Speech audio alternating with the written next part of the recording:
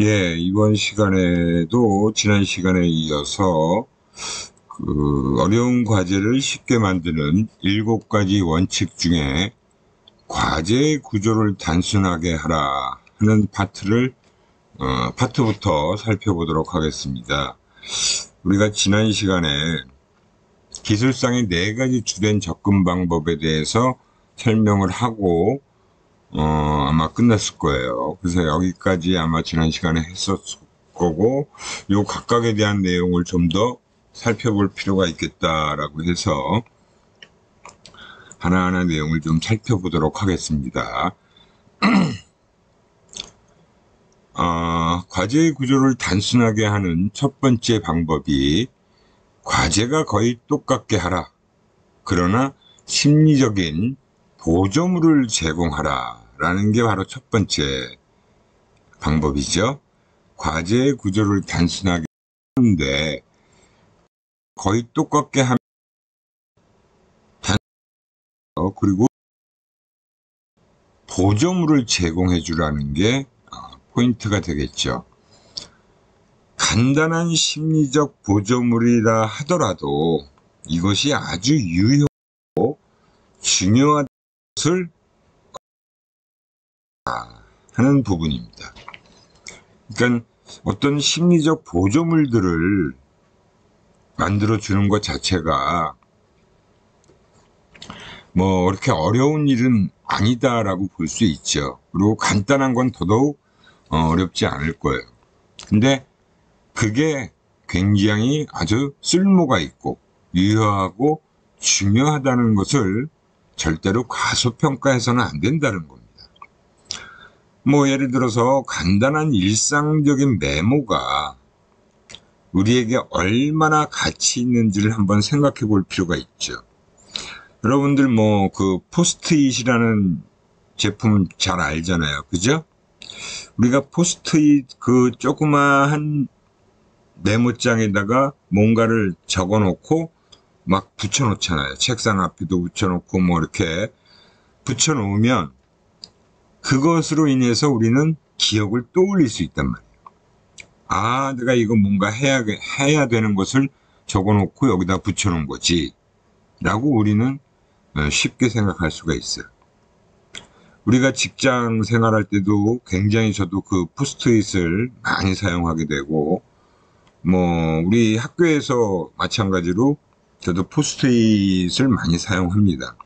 아마 여러분들도 그럴 거예요. 뭐 수첩이나 다이어리나 이런 데도 포스트잇으로 이렇게 붙여놓은 것들이 있을 겁니다.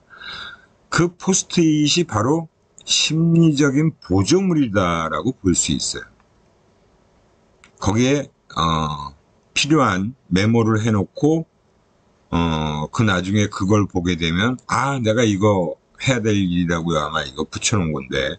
그래서 기억을 떠올리고 뭐 내가 지난번에 여기까지 했으니까 이제 여기서부터 하면 되겠다.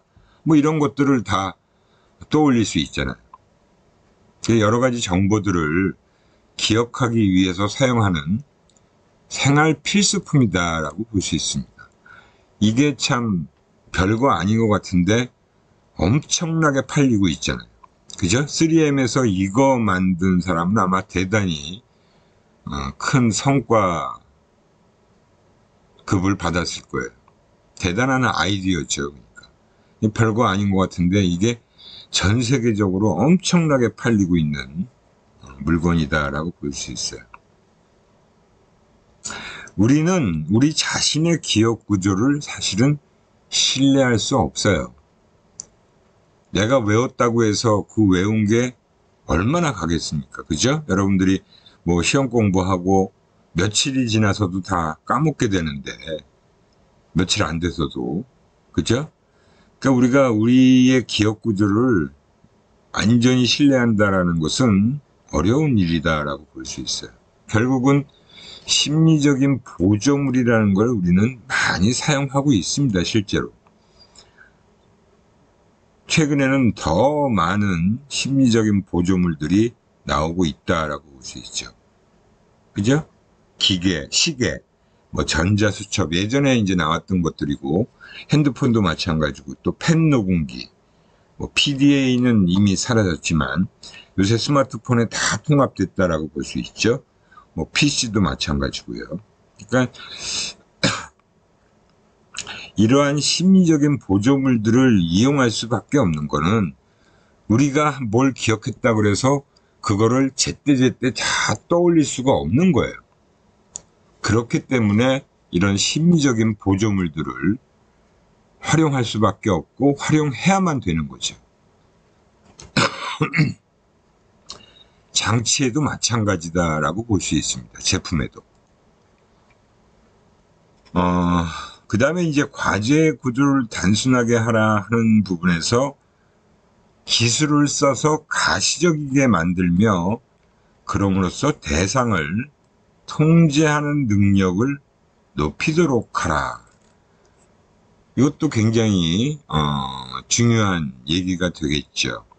그러니까 기술을 써서 가시적이게 만들라. 눈에 보이게 해주고 그걸 통해서 그 어떤 대상을 통제하는 능력을 컨트롤할 수 있는 능력을 높여주라는 얘기입니다. 우리가 자동차나 비행기의 계기판을 보면 작업 자체를 바꾸는 것이 아니고 단지 밖에서 직접 볼 수 없는 엔진이나 다른 기기들의 상태를 보여주는 거예요. 그죠? 그 비행기, 항공기의 조종석에 보면 엄청난 계기판들이 나와 있어요. 그게 그 비행기를 움직이고 있는 엔진 상태, 뭐 연료 공급 상태, 뭐 여러 가지 내부 그 비행기의 여러 가지 시설물들, 뭐 문 제대로 닫혀 있는지 그런 것들을 다 표시해 주는 것도 있잖아요. 그죠? 그 상태, 기기들의 상태를 볼 수 있게 해주는 거예요. 아마 마찬가지로 제품들도 그렇죠. 여러분들 집에 있는 뭐 가전제품, 냉장고, 뭐 세탁기가 돌아가고 있을 때 계기판에 시간이 나오고 뭐가 지금 어떤 부분의 작업을 하고 있는지가 다 드러나게 돼 있어요. 표시가 되게 돼 있고. 냉장고도 그렇죠. 지금 냉장고 안에 냉동실의 온도는 몇 도, 냉장실의 온도는 몇 도. 그렇게 다 상태를 다 보여주잖아요. 뭐 마찬가지로 망원경, 현미경, 카메라, TV, 마이크나 스피커 등은 모두 떨어져 있는 대상으로부터 정보를 얻고 무엇이 일어나고 있는지를 가시적이게 만드는데 이러한 것이 없었다면 사실은 불가능했을 일을 가능하게 만들어주고 있다는 겁니다. 컴퓨터의 강력한 그래픽 화면 제시는 실제로 무엇이 일어나고 있는지 표시해 주는 거죠. 과제에 대한 인간의 심성 모형과 일치하는 훌륭하고 완벽한 이미지를 제공해 줍니다.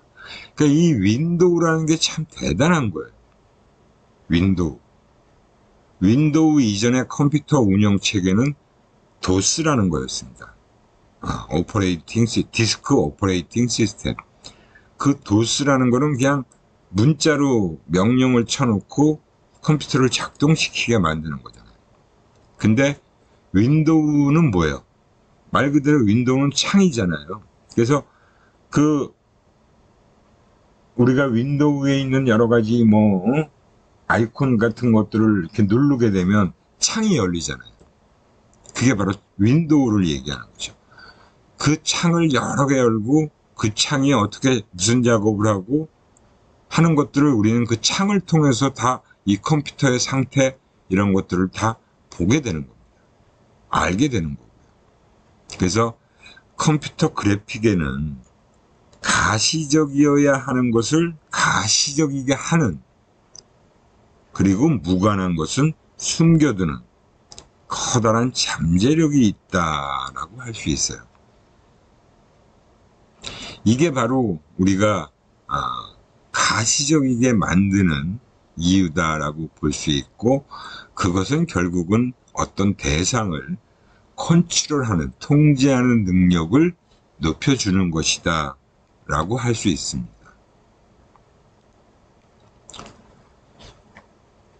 그리고 이제 과제 구조를 단순하게 하는 방법 중에서 우리가 심리적 보조물에 대한 그 앞에 두 가지 방법은 대상이 되는 주된 작업 자체를 변경하지는 않아요. 그죠? 변경하지 않는 것이에요. 보조물은. 그 보조물에 대한 앞에 두 가지 방법. 그죠?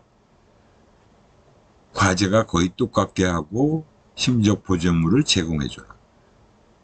그리고 지금까지 드러나지 않았던 것을 가시적이게 만들고 그럼으로써 피드백이나 대상을 통제하는 능력을 높여주라 하는 부분이에요. 근데 그게 주된 작업 자체를 변경하지는 않는 것이죠. 메인 프로세스는 계속 작동하고 있는 겁니다. 그것들은 단지 비망장치, 생각을 떠오르게 하는 단서로 작용을 하게 하는 장치예요. 그래서 그것들은 다 하나의 힌트를 주고 단서 역할을 하는 것들이다 라고 하는 비망장치다 라고 볼 수 있고요. 그것들은 기억해야 할 것들을 외부에 마련 머릿속에 있기 세상 속에 이렇게 나와서 그걸 제공해주고 있다 라고 보는 거죠. 우리 머릿속에 기억해 놓은 것들이 세상 정보로 인해 더 잘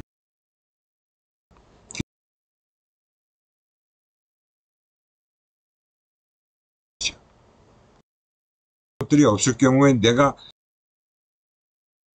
무슨 날 뭘 해야 되는지를 일일이 다 기억하고 있는데 우린 요새 휴대폰에 스마트폰에 보면 스케줄러가 있잖아요. 그죠? 스케줄러가 내가 거기다가 매달 며칠 몇 시에 뭘 하기 입력을 해놓으면 폰이 그날 아침 하기 전 30분 전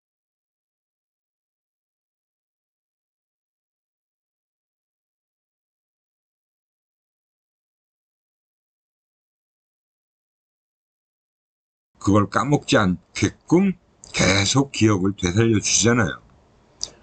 그게 바로 이런 비망장치예요. 여러분들은 그런 것이 없으면 그냥 할 수도 있는 일들을 잘 생각해 주는 것으로서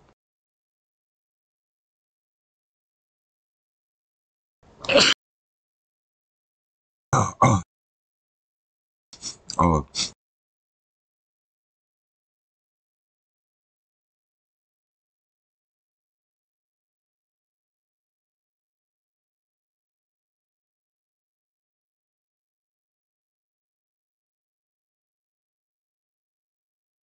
볼 수 있습니다. 우리한테 매우 아주 고마운 유용한 도구다라고 볼 수 있죠. 여러분들이 스마트폰을 잘 이용하면 정말 목표 설정을 하나하나 잘 체크하고 뭘 해야 돼.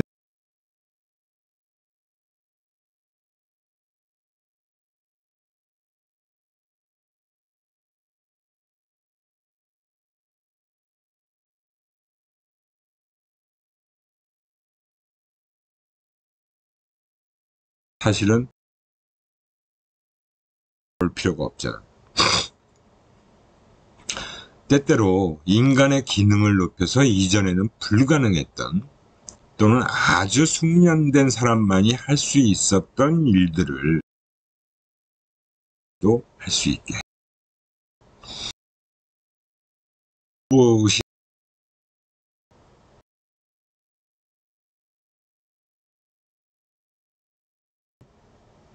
아마 얘기를 해줄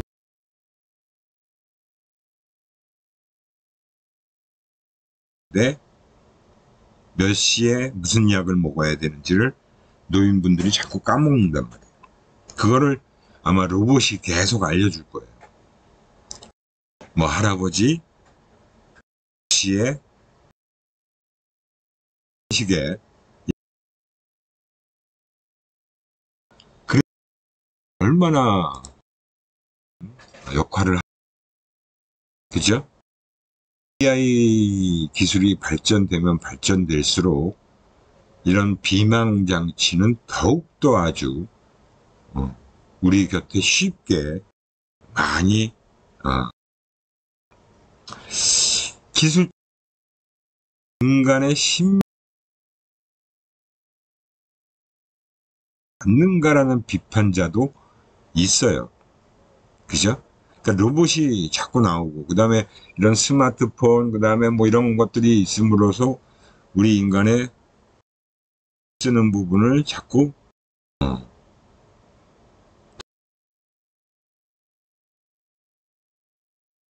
그죠?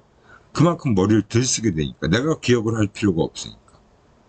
반대로 생각해 보면, 심리적 작업을 줄이면서도 그 일을 통제하고 즐길 수 있는 일이라고 하겠다. 이렇게 얘기를 할 수 있는 겁니다. 사실 뭐 그렇다고 해서 지금 기술의 진보가 멈추는 건 아니잖아요.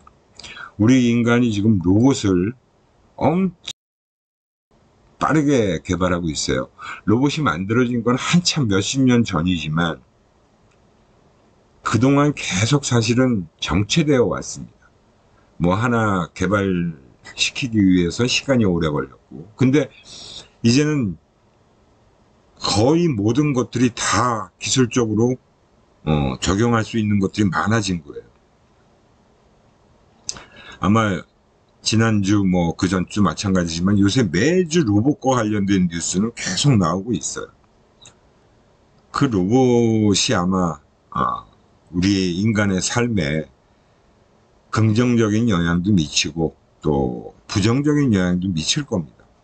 앞으로 더 그런 일들이 많아지겠죠. 이렇게 되면 과제의 핵심적인 일에 심리적 노력을 기울일 수 있게 된다. 그러니까 내가 뭐 좀 부수적으로 기억하고 있어야 될 것들을 대신 해주니까 이런 비만장치들이 핵심적인 일에다가 더 머리를 집중해서 쓸 수 있게 된다는 거예요. 그게 가능해지는 거예요.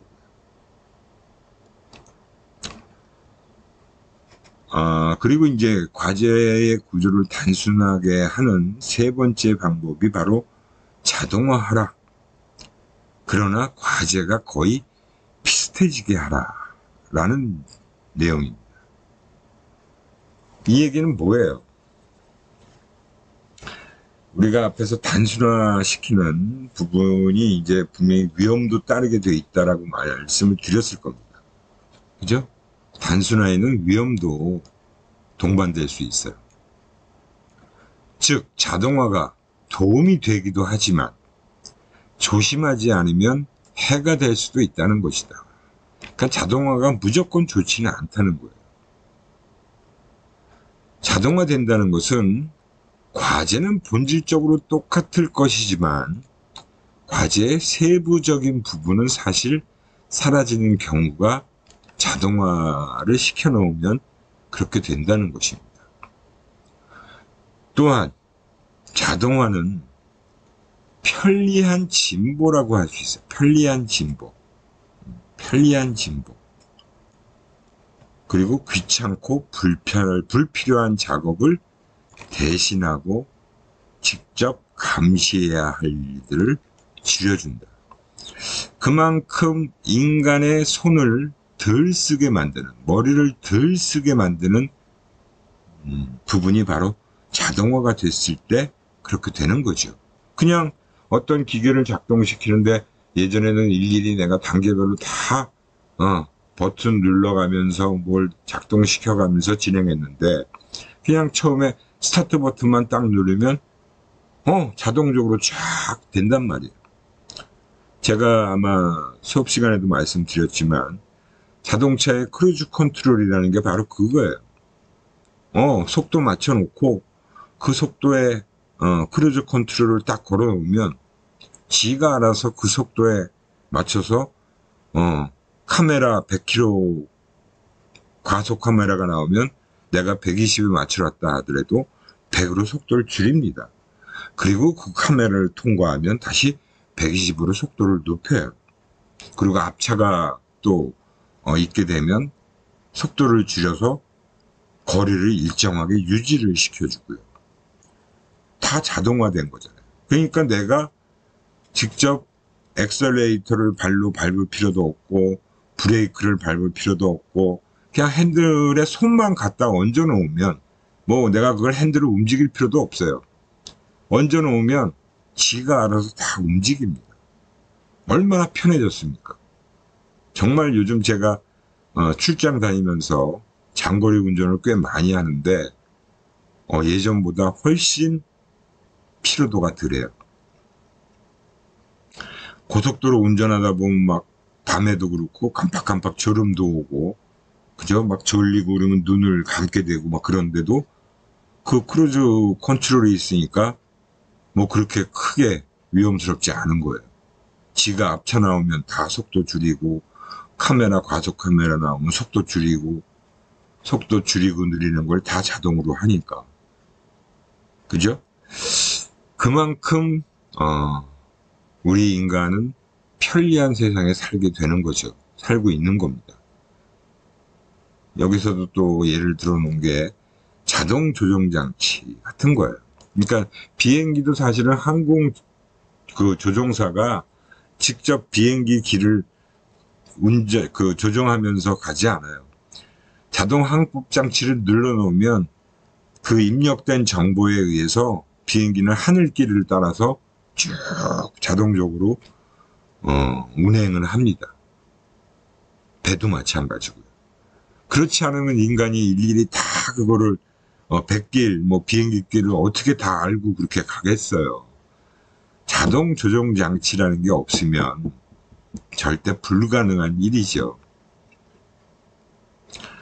그게 바로 지금의 세상이에요. 그죠?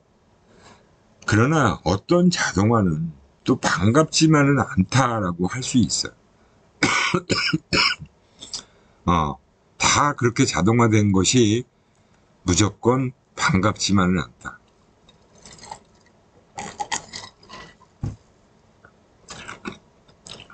그 자동차가 오토매틱 기어로 된 이후에는 거기에 손을 댈 필요가 없거든요.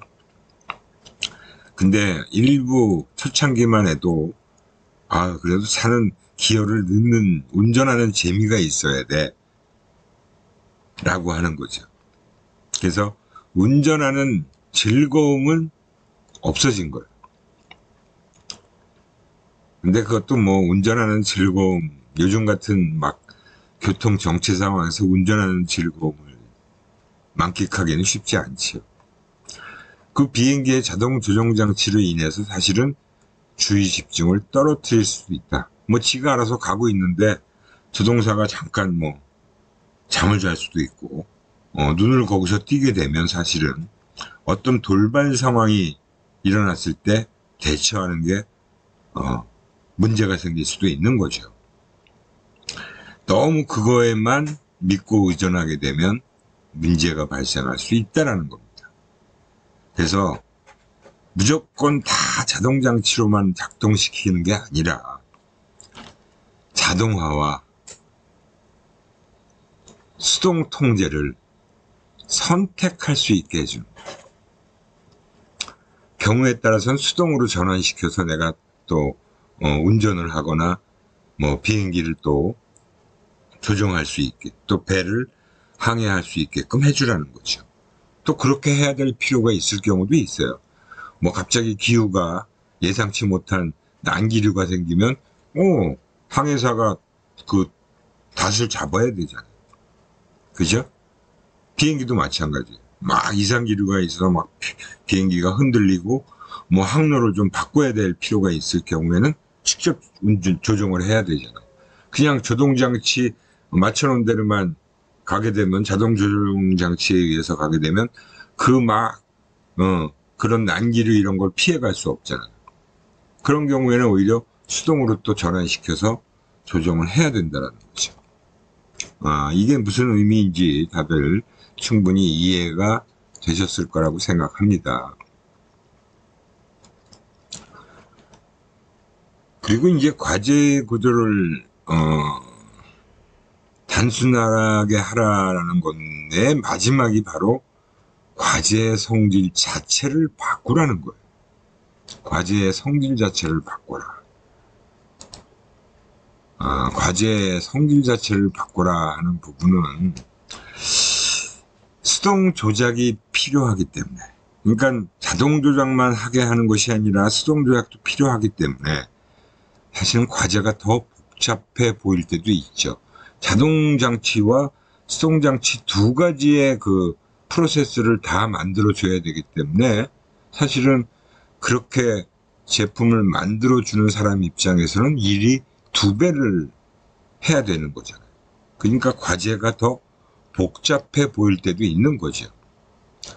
이 경우에는 기술적인 보조물을 써서 그 과제의 구조를 재구성해서 작업하는 데 필요한 기능의 종류를 근본적으로 바꿀 수도 있다는 겁니다.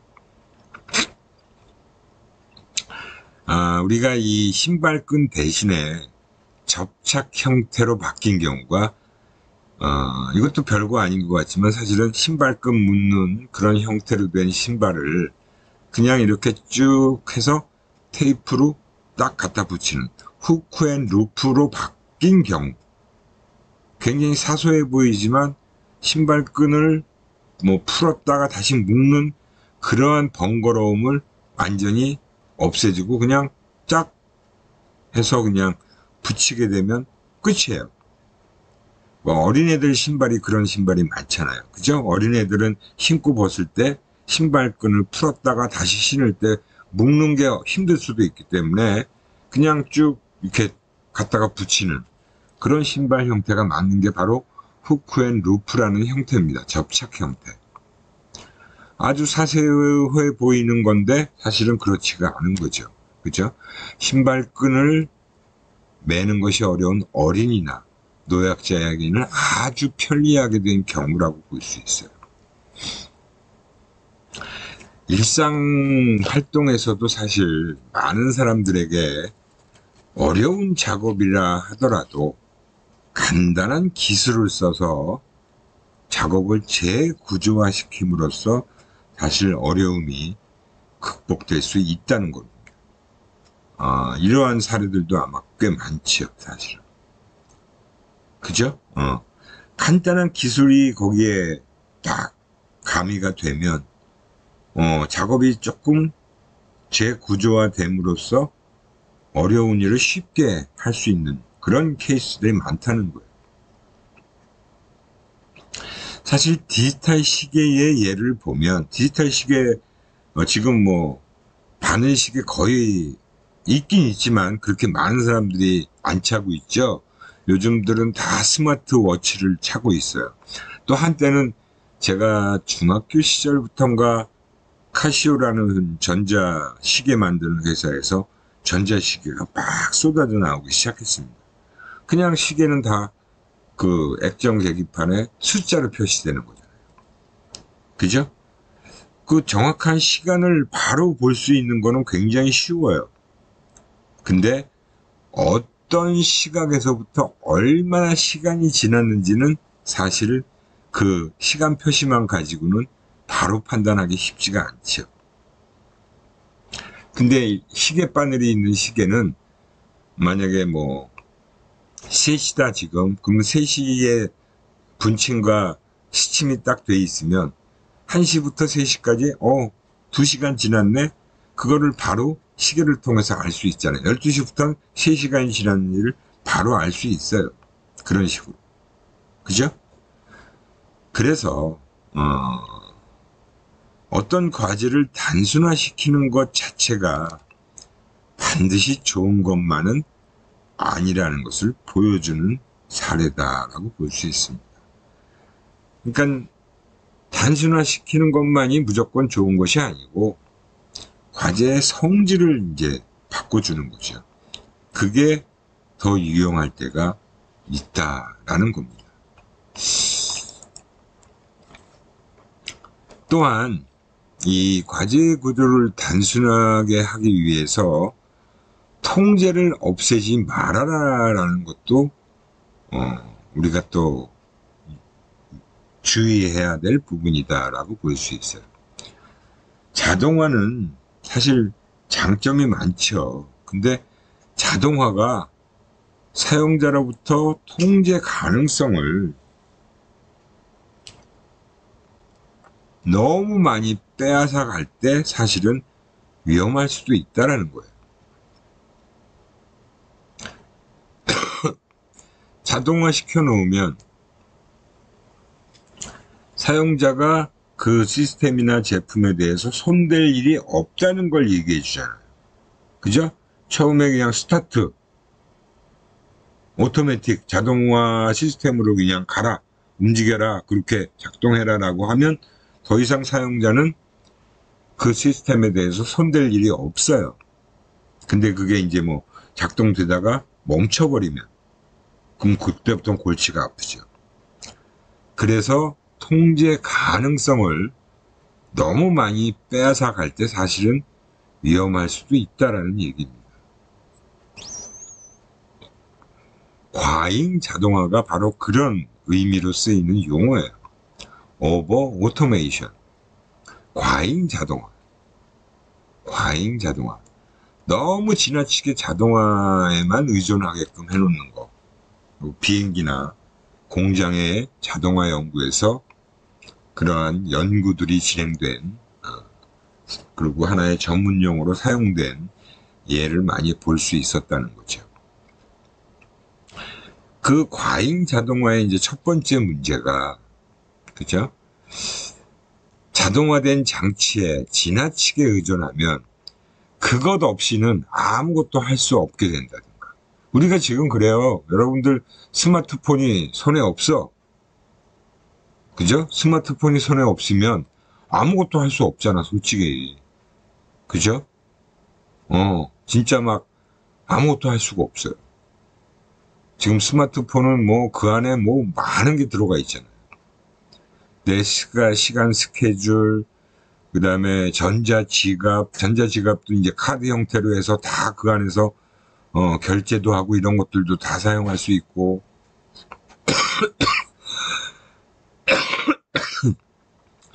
뭐 영화나 음악도 들을 수 있고,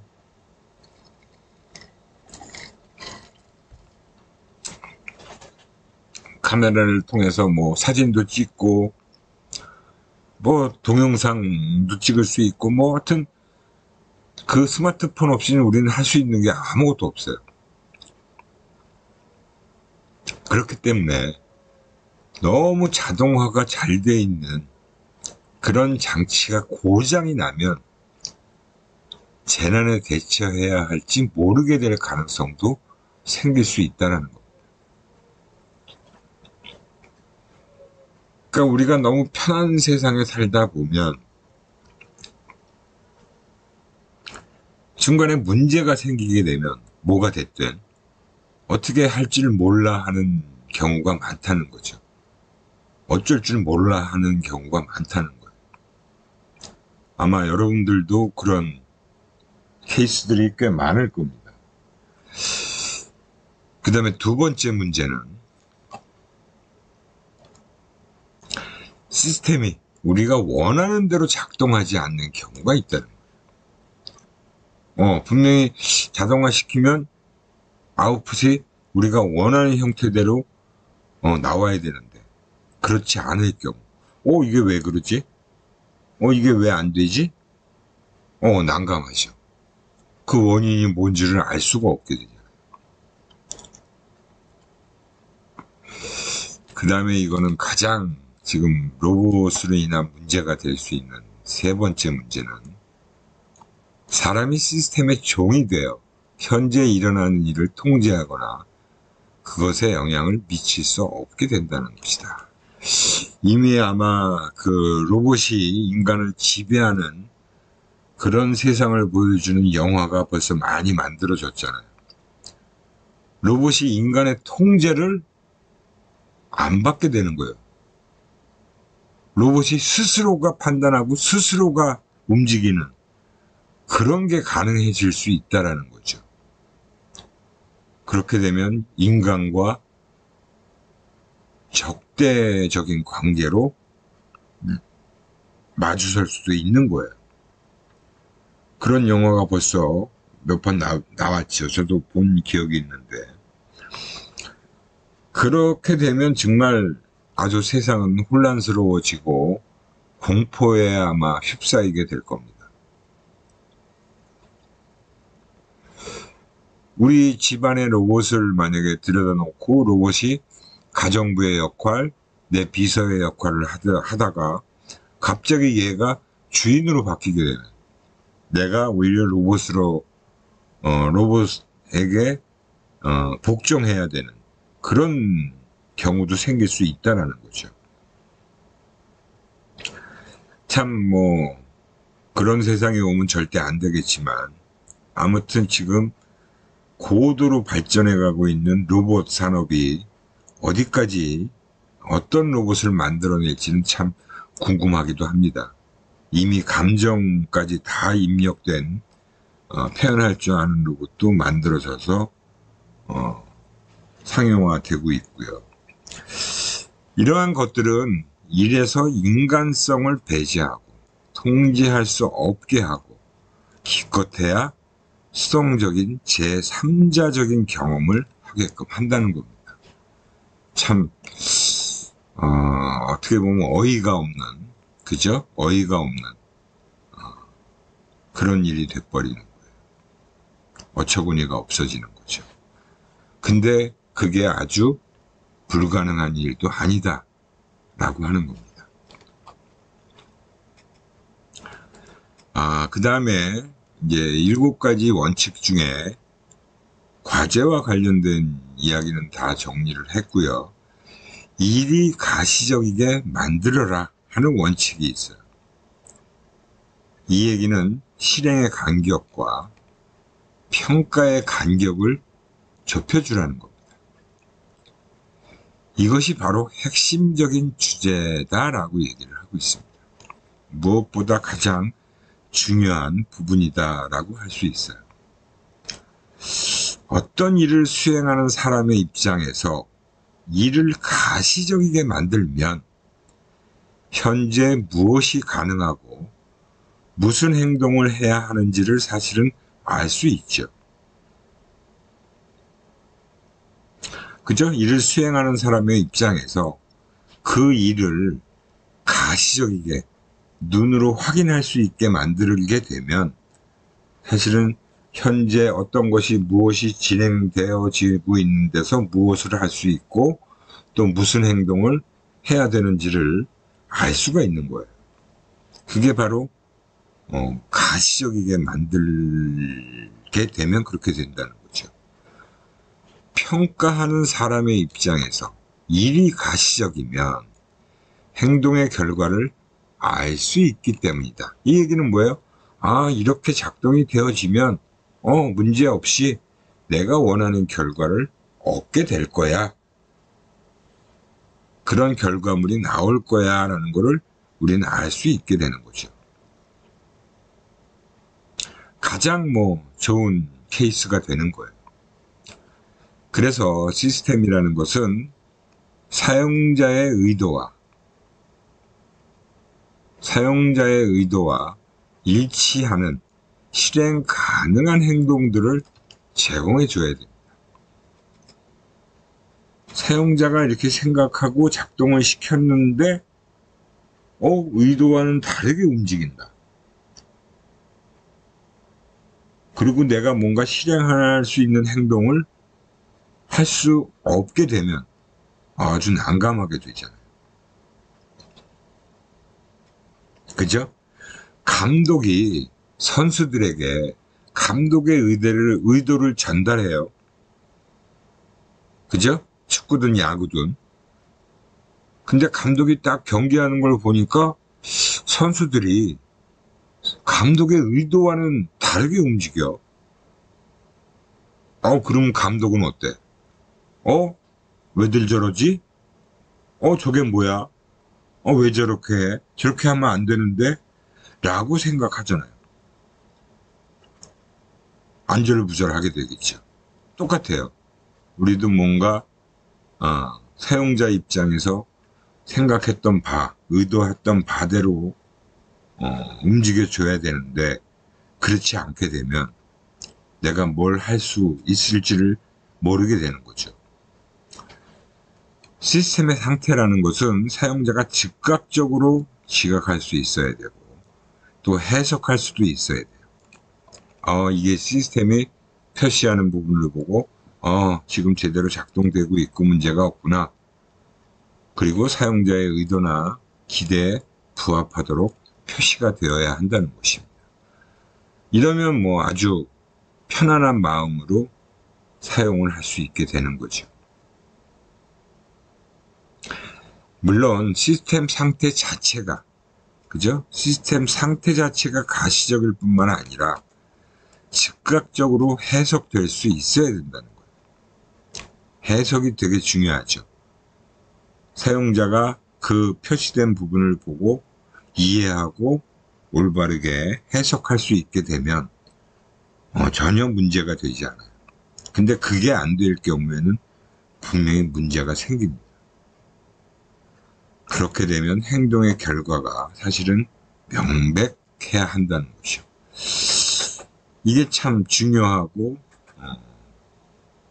핵심적인 문제다라고 볼 수 있어요.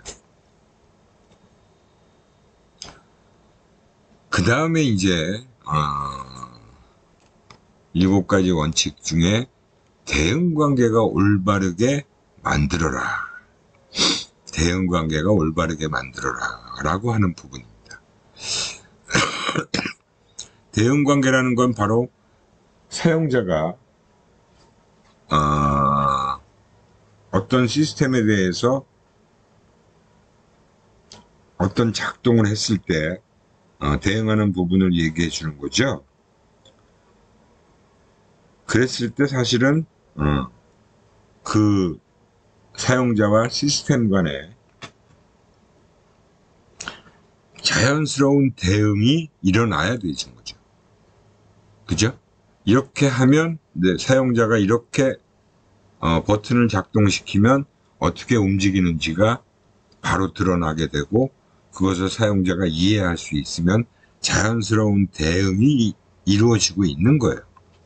그래서 그런 자연스러운 대응을 활용할 수 있으면 대응관계가 올바르다라고 볼 수 있는 거죠.